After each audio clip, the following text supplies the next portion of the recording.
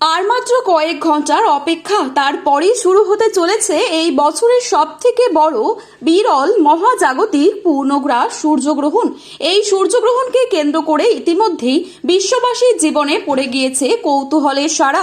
দিনের বেলাতেই গোটা পৃথিবীর বুকে নেমে আসবে ভয়াবহ অন্ধকার। টানা 4 ঘন্টা 24 মিনিট পর্যন্ত এই পূর্ণগ্রাস সূর্যগ্রহণটি চলতেই থাকবে।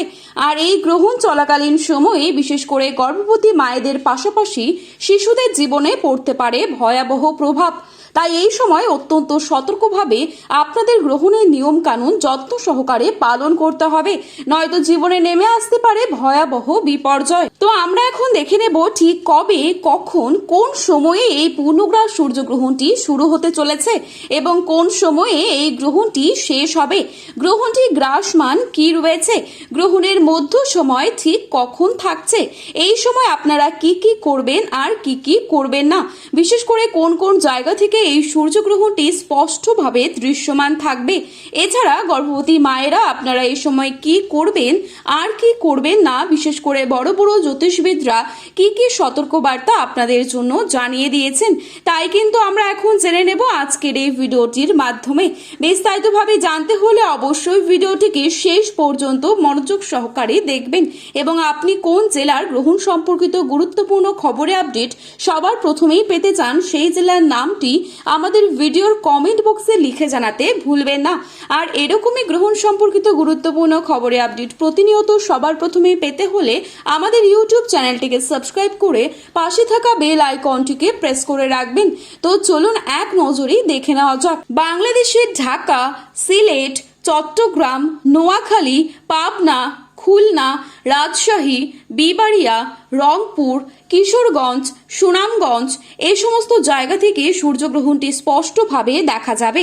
এছাড়া পশ্চিমবঙ্গের কলকাতা, হাওড়া, হুগলি, 2 চব্বিশ পরগনা, 2 মেদিনীপুর, নদিয়া, বাঁকুড়া, মুর্শিদাবাদ, কোচবিহার, আলিপুরদুয়ার, জলপাইগুড়ি, শিলিগুড়ি, 2 দিনাজপুর এই সমস্ত প্রত্যেকটি জায়গা থেকেই এই সূর্যগ্রহণটি স্পষ্টভাবে দৃশ্যমান হবে। চলুন এবারে দেখে নিই এই গ্রহণটি কবে ও কখন শুরু হবে।